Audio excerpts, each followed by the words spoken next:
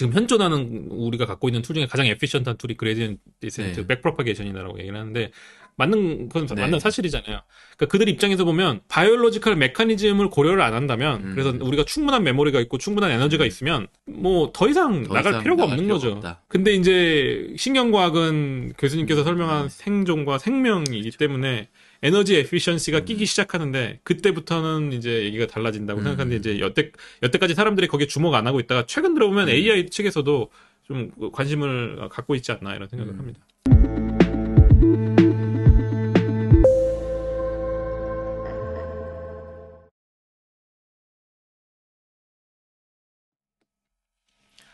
그래가지고 이제 이 슬라이드로 다시 넘어왔는데 이제 여기서 얘기를 드리고 싶었던 건 그래서 결국에 우리 머릿속 안에서 벌어지는 일들이 이제 이런 라이클리후드 또 이 제너레이티브 모델 그리고 그것들이 이제 인터널 모델을 형성하고 P 오브 S 그리고 P 오브 O도 사실 시냅틱 웨이스로 형성되어 있다. 이런 이 리컨스트럭트 월드가 실제로 이런 기제를 가지고 있지 않을까. 베이지안 인퍼런스에 따르면 그렇게 추측을 해봤습니다. 그래서 하나는 제너레이티브 프로세스고 하나는 제너레이티브 모델이다. 자, 그래서 컴퓨테이션이 지금 끝났어요. 베이지안 인퍼런스가 무엇인가 아이디어 레벨에서 좀 설명을 드렸고 그것이 실제로 알고리즘적으로는 어떻게 구현이 될 수 있을까? 그래서 그것을 프리딕티브 코딩을 이제 좀 설명을 드리도록 하겠습니다. 자, 그래서 이 베이지안 티어렘은 이 시점에 오면은 그래도 조금 여러분들께서 익스포즈가 좀 노출이 됐다고 제가 가정을 할게요. 근데 하지만 동영상을 계속 보셔야 저희가 켜켜치 고민한 이 아이템들을 또 한번 생각해 보실 수 있을 거라 생각해요. 어, 보통 머신러닝이나 이런 그냥 AI 측에서는 이 P 오브 O가 인터랙터블 해가지고 이것을 뛰어넘는 게 굉장히 이슈였어요. 이걸 계산 안 하면서도 포스terior probability를 어떻게 우리가 액세스할 수 있을 것인가가 굉장히 이슈여가지고 이것을 위해서 여러 가지 수학적인 통계적인 방법론들이 많이 만들어졌는데 대부분의 방법들이 결국에 취하는 방식이 나는 이것의 어떤 절대적인 값이 중요한 것이 아니라 그냥 이것의 상대적인 값만 중요하기 때문에 나 P 오브 O를 그냥 무시하고 왜냐면 결국엔 이 제너레이티브 모델과 포스테리어 프로버빌리티는 비례할 수밖에 없기 때문에 얘를 모른다 하더라도 이 어떤 상대적인 어떤 값으로 가자 하는 의미에서 이런 식의 접근이 굉장히 많았었고 그렇게 했는데 이제 이것을 가지고 뇌도 이런 식의 어떤 계산을 하나 생각을 하게 된 거죠. 그래서 그러면 라이클리우드가 있고 프라이어가 있는데 이것을 곱셈하는 이런 프로세스가 실제 뇌에서도 벌어지는가라는 질문이 좀 들었고 만약에 어 오케이 내가 사전 지식도 있는데 들어온 옵졸베이션이 너무 내 사전 지식과 너무 다르면 그러면 나는 어디를 뭔가 벌어져야 되는데 이게 굉장히 0으로 다가갈 텐데 이런 일들이 계속 벌어지면 내 머리는 어떤 식의 프로세스를 하는가 이런 것들이 되게 궁금했고 그래서 모델 업데이트가 있나 이런 생각을 해보게 되는 거죠. 그래서 이것에 대한 메커니즘으로서 처음으로 이제 제가 설명드릴 수 있는 것이 바로 이 프리딕티브 코딩인 것 같아요. 이 프리딕티브 코딩은 지금 이 동영상을 보시는 분들 중에 심리학을 하시는 분들이나 인지신경과학 연구하시는 분들은 많이 들어보신 시오리라고 생각이 들어요. 근데 일단 그걸 모르시는 분들도 있으니까 이 프리딕티브 코딩이 무엇인지에 대해서 좀 설명을 먼저 드릴게요. 이제 이 프리딕티브 코딩은 1981년도에 사실 그 정보 비트를 연구하시고 인코딩 효율성 연구하시는 분들한테도 이미 나왔던 시오리인데 이게 이제 신경과학으로 넘어와서 실제 뇌도 비슷한 류의 프리딕션과 프리딕션 에러를 계산한다라는 이론이 실제로 모델링된 스터디가 첫 번째가 바로 이 라오 앤 발라드가 1999년도에 만든 페이퍼예요. 이미 지금 20년이 넘은 페이퍼임인데도 불구하고 저는 볼 때마다 이 사람들도 참 대단하다는 생각이 들고 똑같이 칼 프리스턴도 2005년도 자기 그 페이퍼 플러스 컴퓨테이셔널 바이올로지인 것 같은데 거기에서 이 1999년도 라우앤 발라드 페이퍼를 읽으면서 자신이 전율이 잃었다는 얘기를 페이퍼에 쓰면서 시작을 해요. 그래서 이 프리딕티브 코딩에 대해서 설명을 드리자면 결국에 이것이 어떻게 구현되고 이 두 가지 질문에 답을 해주는, 알고리즘이라고 생각하시면 됩니다. 자, 이것을 설명하기 위해서 좀 제가 비유를 좀 들게요. 그래서, 어쨌든 간에 이 프라이어는 조금 더, 시간적으로 길고 상위 영역에, 형성되어 있다고 가정을 해볼게요. 그래서, 굳이 가정을 하자면 이게 조금 더 하이 레벨이라서 V2이고, 라이클리드는 내가 이 프리딕션을 그러니까 컨텍스트가 주어지고 나서 센소리 인포메이션을 처리한다는 입장에서 조금 더 로우 레벨, 그래서 V1으로 한번 설정을 해봤는데, V1과 V2로 지금부터 바라보시면 될 것 같습니다. V1부터 실제로 우리가 정말 이것을 모델링 하는 데 있어서 가장 좋은 툴이 이미 잘 나와 있죠. 그 딥러닝에서 쓰는 그런 artificial neural network인데, 이 프리딕티브 코딩도 1999년도에 이미 이 artificial neural network의 그 프레임워크를 빌려서 표현을 했어요. 그래서 이쪽이 V1이고요. 이쪽이 V1이고 이쪽이 V2라고 생각하시면 돼요. 그리고 V1과 V2는 이런 식으로 어떤 시냅틱 커넥션이 이미 연결이 되어 있고, 정말 신경과학이랑 약간 다른 거는 뭐냐면, 보통은 이 뉴런과 이 뉴런 사이에 시냅스가 형성되어 있으면 그 시냅스는 항상 정보가 한 방향으로 흐르는데, 여기서는 양쪽 방향으로 다 흐른다고 생각하시면 돼요. 그래서 이렇게 V1과 V2가 있는데, V1에는 옵저베이션 O가 계속 들어가는 거고, 그런데 이 라우 앤 발라드 페이퍼에서는 그 옵저베이션을 I라고 표현을 해요. 그래서 이제 사실 심볼이 바뀌면 좀 헷갈리실 텐데, 이 페이퍼의 그 오리지널리티를 살기 위해서 제가 그냥 이 약어를 계속 이 페이퍼를 따라서 다시 바꾸고 있는 거예요. I이고, 그리고 이 위쪽에 형성된 어떤 프라이어 또는 S가 여기서는 R이라고 표현을 하고 있어요.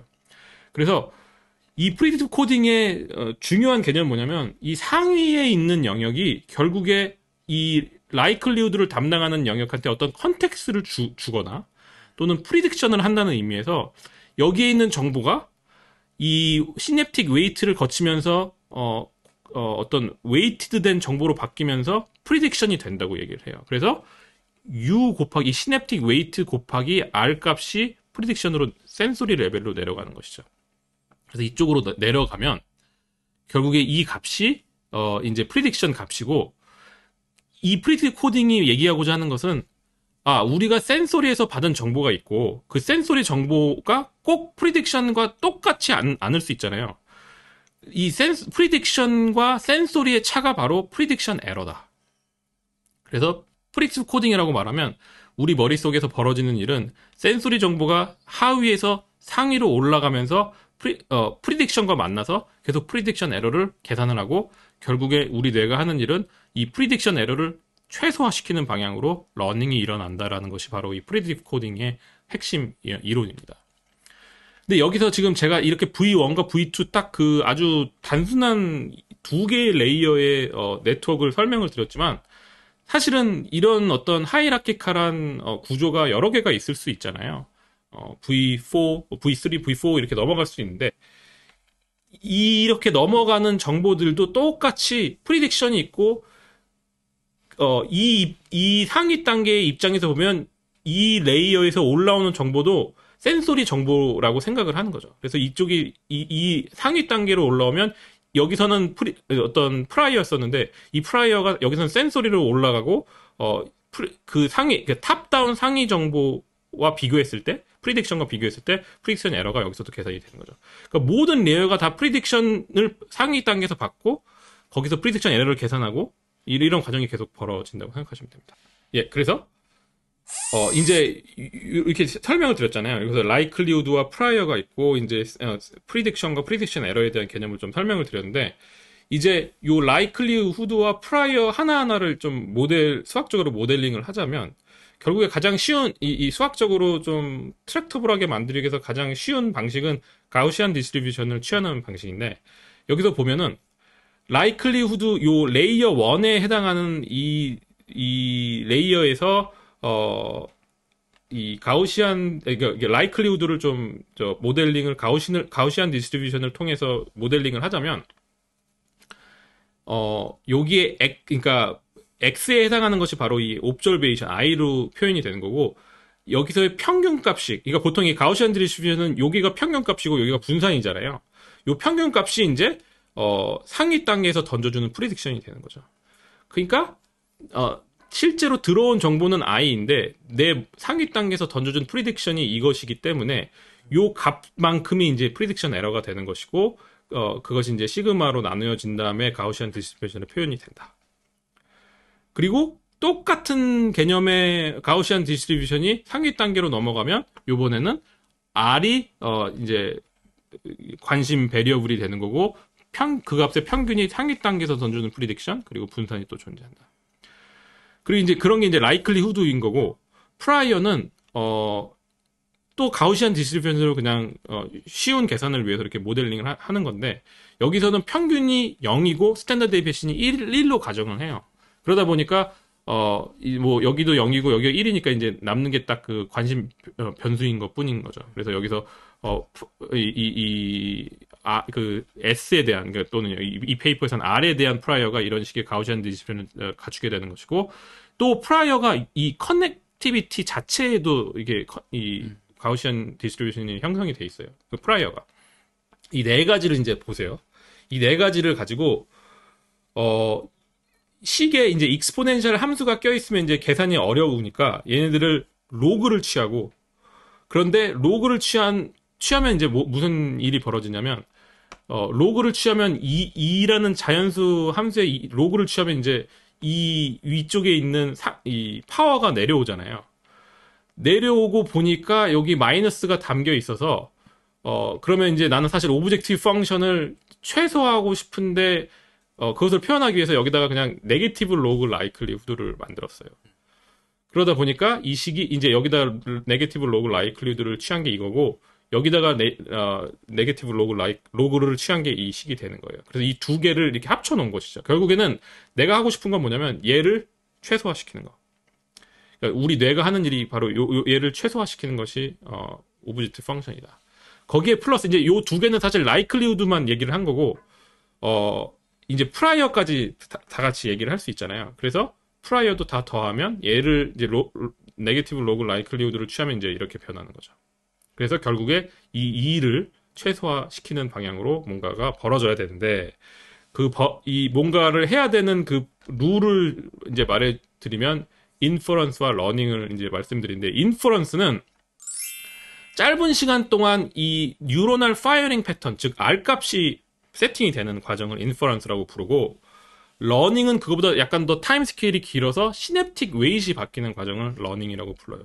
그래서 인퍼런스를 이제 어떻게 하냐 R 값을 어떻게 고쳐야 이 값이 최소화되는가 결국에 우리가 쓰는 방법은 결국에 이를 이제 R 값으로 미분해서 그레디언트를 계산해서 반복적으로 이 값을 더해주면서 R 값을 업데이트하면은 결국에 이 2가 최소화되는 방향으로 간다. 그래서 이 값을 R에 대해서 미분했더니 이런 식이 나오는 것이고 U도 똑같이 이제 어떻게 내가 U를 바꿔야 시냅틱 웨이트를 바꿔야 이 값이 줄어드나. 그래서 미분했더니 이런 식이 나오는 거예요. 근데 생각해 보시면 이 뉴로널 파이어링 패턴은 순식간에 벌어지는 일이라고 생각하시면 돼요. 왜냐면 이거는 우리가 옵저베이션을 하자마자 프리딕션 에러와 맞추기 위해서 쭉 이 R 값을 세팅하는 과정인데 이게 만약에 이거를 했음에도 불구하고 이 프리딕션 에러가 계속 크면은 이제 러닝이 일어나기 시작하는 거죠. 나의 모델을 업데이트하기 위해서.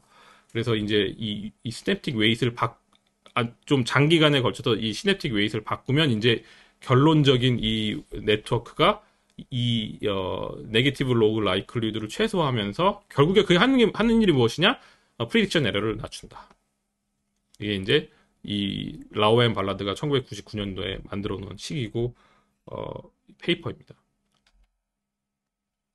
한 가지 제가 중요하게 설명드리고 싶은 게 뭐냐면 여기 시그마가 있는데 요 시그마가 보시면 아시겠지만 여기가 아무리 프리딕션 에러가 크다 하더라도 요 시그마가 작으면 이 프리딕션 에러가 덜 중요하게 다뤄지겠죠.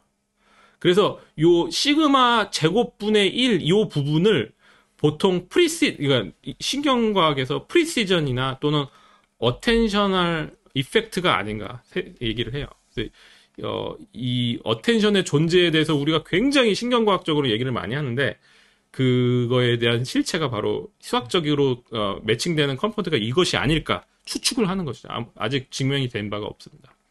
그래서 이 시그마가 굉장히 중요한 역할을 한다. 지금 저 DTDR이 인퍼런스고 DTDU가 러닝 이렇게 네, 되는 거죠. 이 인퍼런스와 러닝에 대한 얘기도 한번 다룰 시간이 있을 거라고 생각해요. 근데 이 인퍼런스와 러닝이라는 이 기제 때문에 그러니까 일단 R을 먼저 세팅을 하고 그다음에 웨이트를 바꾸는 이 과정 때문에 네. 딥러닝에서 말하는 백프로파게이션을 대체할 수 있는 로컬 컴퓨테이션이 가능하다는 얘기는 다음 시간 다른 시간이 있으면 그때 또 준비를 하겠습니다. 근데 이 프리딕 코딩이 중요한 이유는 뭐냐면 사실 이 모든 이 과정들이 딥러닝 그냥 지금 AI에 존재하는 딥러닝과 다 가능하고 더 좋아요. 근데 딥러닝에서 이 프레딕티브 코딩을 그러니까 어떻게 보면 99년도에 지금 이게 나왔고 그때 이후로 사실 뉴로사이언스 필드에서는 굉장히 각광을 받은 걸로 저는 알고 있고 이제 딱 요런 수식까지 이제 비전 연구를 하시는 분들은 여기에 완벽하게 이렇게 매료됐던 것 같고 저처럼 이제 약간 조금 멀리 있었던 사람들은 통해서 듣다가 저도 이제 최근에 이제 이 홍 교수님을 통해서 더 깊이 배우게 됐고 하여튼 근데 제 질문은 이 프레딕티브 코딩이 그만큼 사실 영향력도 엄청 많이 났고 특히 이 라우앤 발라드는 정말 많은 사람들을 감명시켰던 네이처에 퍼블리시가 된 그런 페이퍼인데 딥러닝에서 이 메커니즘, 이 알고리즘에 관심을 크게 가졌던 것 같지가 않아서 그게 좀 궁금해요. 근데 또 힌튼의 그 헬머홀츠 머신은 또 이 프레딕티브 코딩의 아이디어를 또 되게 비슷하죠. 이거보다 좀 더 전에 나왔죠, 오히려. 오히려 헬머홀츠 95년도에 전에 나왔어요. 네. 맞아요. 그래서 이 프레딕티브 코딩의 아이디어가 아직도 그러니까 그 메인스트림 AI에는 사실 들어가지 않은 맞아요. 거죠. 그러니까 뭐 이 딱 프리딕티브 코딩 자체는 사실 AI에서 아직도 주목을 많이 안 하는 것 같긴 해요. 근데 그럴 수밖에 없는 이유가 그때 왜 저희 메타 그 리액션 하면서 얀니쿤이 계속 얘기했던 게 뭐 여러 가지 중요한 얘기를 많이 했지만 그 중에 하나가 지금 현존하는 우리가 갖고 있는 툴 중에 가장 에피션트한 툴이 그레디언트 디센트 백프로파게이션이다라고 얘기를 하는데 맞는 건 맞는 사실이잖아요. 그러니까 그들 입장에서 보면 바이올로지컬 메커니즘을 고려를 안 한다면 그래서 우리가 충분한 메모리가 있고 충분한 에너지가 있으면 뭐 더 이상 나갈 필요가 없는 거죠. 근데 이제 신경과학은 교수님께서 설명한 생존과 생명이기 때문에 에너지 에피션시가 끼기 시작하는데 그때부터는 이제 얘기가 달라진다고 생각하는데 이제 여태까지 사람들이 거기에 주목 안 하고 있다가 최근 들어보면 AI 측에서도 좀 관심을 갖고 있지 않나 이런 생각을 합니다. 그래서 사실 저희가 그런 얘기 많이 했잖아요. 특히 교수님께서 이제 가지고 계신 관점이 에너지 에피션시를 우리가 고려하게 되면 이제 프레딕티브 코딩으로 가야 된다. 그래서 그런 관점을 정말로 아직은 AI에서는 가지고 있지 않다. 그거를 그렇죠. 좀 명확하게 하고 싶었고, 그래서 이제 AI에서도 만약에 나중에, 그러니까 AI에서 또 이 에너지 에피션시를 높이려고 되게 여러 가지로 노력을 하는 것 같은데, 사실 요 프레딕티브 코딩이 미래에 언젠가는 이렇게 역할을 할 거다. 그렇죠. 라는 게 저희의 예측인 거죠. 맞아요. 그러니까 보면은 많은 리소스를 쓰면서 완벽하게 통제할 것인가가 한 축이고, 그러니까 딥러닝이 여태까지 해왔던 거고, 동기화되지 않으면서 비동기적으로 조금씩 러닝을 하면서 하지만 덜 완벽하게 휴리스틱하게 러닝을 할 것인가의 그 스펙트럼 안에서 이제 이쪽으로 와야 되지 않나. 왜냐면 결국에 로봇이 만들어질 거고 뭔가 계속 센트럴라이즈 할 수 없거든요. 그러니까 아직은 이렇게 어떤 매니저블한 옵션이 아닌 것 같아요, 저희한테. 그래서 이런 것들이 정말 에너지 에피션트하게 돌아가려면 생명을 다시 돌아봐야 되잖아요.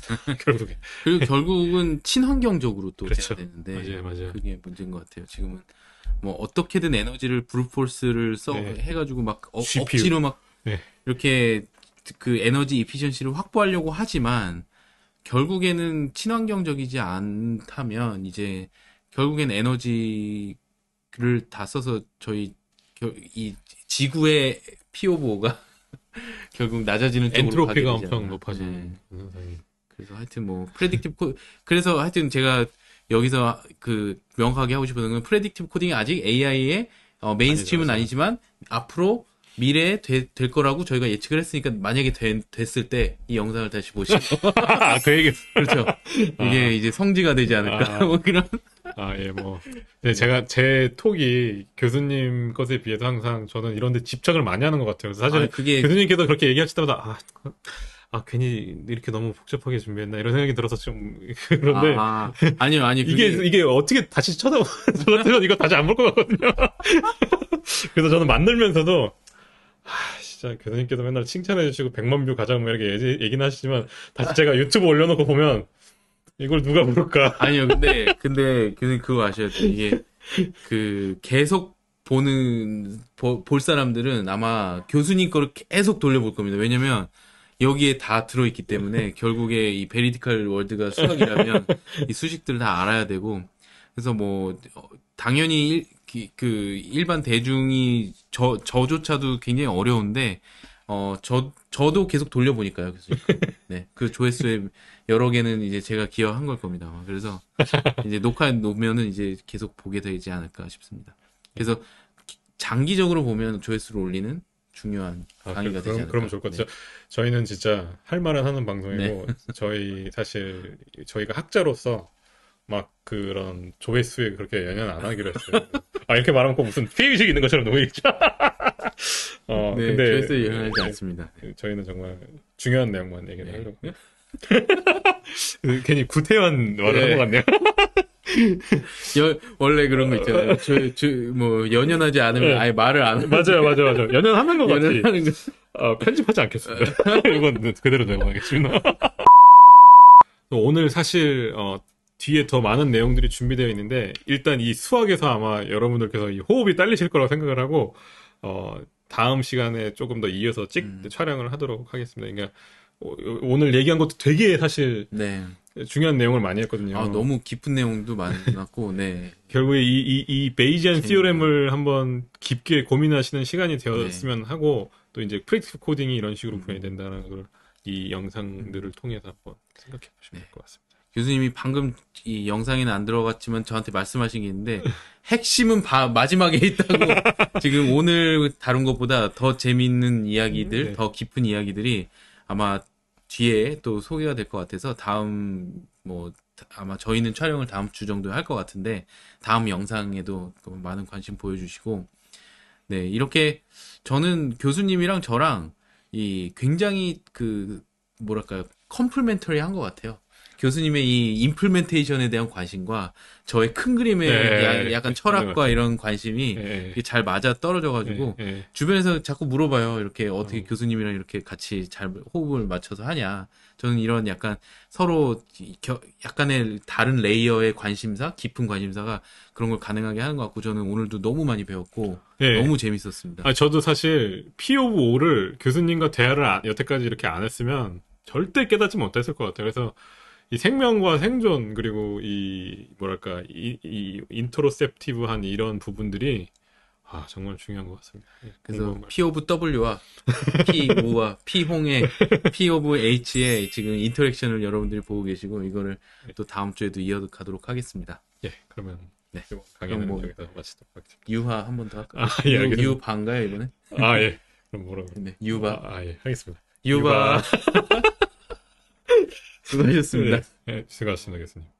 오늘은 그래가지고 이것에 이어서 이제 프리디스 코딩에 좀 남아있는 얘기 그리고 계산 기제 그리고 이제 바이올로지컬 임플리멘테이션에서 얘기를 드리고자 하는데 그래서 이렇게 라우앤 발라드의 프리딕티브 코딩은 방금 전에 보여드린 뉴럴 네트워크를 다시 이렇게 약간 어떻게 보면 조금 더 단순화된 형태로 좀 그림을 그린 건데 그래서 센소리 인포메이션이 들어오고 상위에서 프리딕션이 내려오고 그래서 센소리 인포메이션이 올라간 각 레이어에서 프리딕션 에러가 계산이 되고 그 에러가 다시 위로 전파되면서 계속 이렇게 계산이 이루어지는 그런 형태이고, 이것을 또 다른 형태로 표현하면 이제 약간 시각 체계를 닮게 만들어서 이런 하이라키의 그림으로 표현을 많이 하더라고요. 이 프리딕티브 코딩에 대해서. 그래서 가장 밑단에 프라이머리 비주얼 콜텍스에 있는 뉴런들, 그 상위 단계, 그리고 좀 위에 있는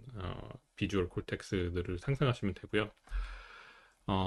그래서 이렇게 이런 하이라키를 따라서 아래에서 위로 올라가는 것을 우리가 인퍼런스 또는 레코니션이라고 부르고, 위에서 아래로 떨어지는 이 프로세스를 바로 제네레이티브 모델, 이게 이제 이 프로세스가 사실 제가 저번에 말씀드렸을 때는 이 환경에서 일어나는 것이라고 얘기 드렸는데, 이 논문에서 라우 앤 발라드에서는 이것을 제너레이티브 프로세스라고 표현을 하더라고요. 그래서 좀 이 터미널로지에 좀 차이가 있는 것 같습니다.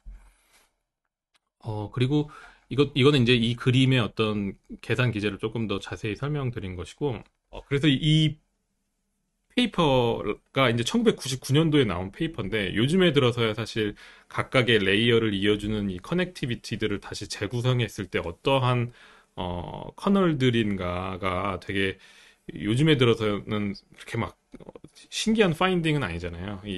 가장 첫 번째 레이어에서는 이런 가보 필터 같은 커널들이 있고, 조금 더 상위 단계에서는 조금 더 복잡한 형태의 피처를 프로세스할 수 있는 그런 레이어들이 커넥티비티들이 있다는 건데, 이게 99년도만 해도 이게 벌써 한 3년, 4년 정도 전의 얘기인데, 그때만 해도 이렇게 어떤 컴퓨테이셔널 모델에서 이런 것들이 나온다는 건 상당히 충격적이었을 거라고 저는 생각을 해요. 그래서 요거는 이제 이 프리딕티브 코딩이라는 라오의 발라드가 이 프리딕티브 코딩을 제안을 하면서 이 어떤 구체적인 메커니즘을 제안을 하면서 이것으로 그때까지만 해도 잘 설명하지 못했던 어떤 현상을 설명을 할 수 있게 되었는데, 그것이 무엇인지 좀 얘기를 드리려고 이 영상을 갖고 왔고, 이게 뭐냐면 휴벨 앤 위젤이 이제 그 노벨상 받은 그 아주 대표적인 고양이 뇌에서의 실험인데, 그 고양이한테 일렉트로드를 꽂아서 화면에는 이런 어떤 바를 보여주고, 그 바가 왔다 갔다 하면서 어떤 뉴런들이 어떻게 반응하는가를 레코딩한 그런 장면이라고 생각하시면 됩니다. 그래서 이 휴벨과 위젤은 심플 셀, 그리고 컴플렉스 셀, 하이퍼 컴플렉스 셀을 이렇게 상정을 한 다음에 각각의 셀들이 아주 단순한 피처부터 복잡한 피처까지 프로세싱을 한다라는, 지금에서는 너무 당연한 얘기를 하지만 그때는 너무 새로운 얘기였겠죠. 그런 얘기를 제안을 하면서 이런 큰 연구 업적을 남겼던 것 같은데, 그래서 이 동영상을 잠깐 보여드릴게요.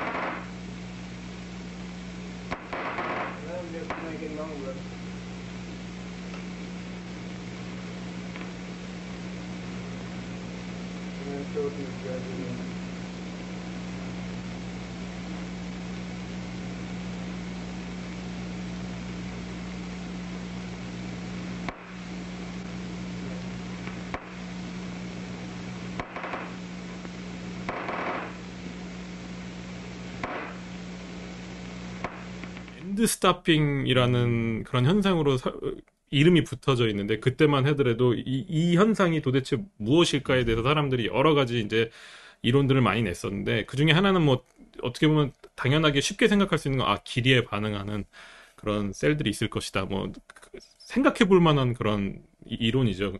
근데 이제 다른 어떤 컨트롤 실험을 통해서 길이에 반응하는 것은 아니다라는 어떤 또 다른 증거가 나타나서, 그때만 해도 과연 그럼 이건 어떤 기제로 일어나는가에 대해서 설명을 아무도 못하고 있었던 참에, 이제 이 라우 앤 발라드가 프리딕티브 코딩의 메커니즘을 얘기를 하면서 얘기했던 것들이 이렇게 오히려 짧았을 땐 계속 어떤 이 리스폰스가 계속 튀는데 이게 뭐냐면 이제 길이가 길어졌으면 이 리셉티브 필드든지 커진 건데 바로 이 프리딕티브 코딩에서 말하는 이 상위 단계에서 프리딕션이 일어나면서 오히려 이제 레벨 1에서는 프리딕션이 모두 다 잘 돼가지고 이제 여기서 뭔가 에러가 없기 때문에 이 실제로 이제 리스폰스가 없게 나오는 것이다. 그러니까 오히려 길이가 짧았을 땐 레벨 2에서는 프리딕션이 없기 때문에 에러가 크게 생겨서 이렇게 반응이 생겼던 것이고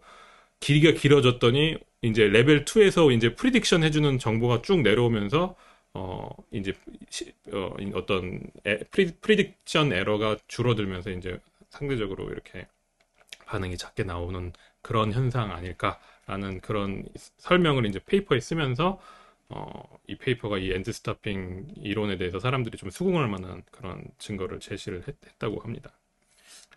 한 번만 좀 클래리피케이션을 위해서 제가 아직 확실하게 이해가 안 가서 그 왜 길어지면은 왜 위에서 더 프레딕션이 많이 내려오게 되는 거죠? 그러니까 조금만 설명해 주시죠.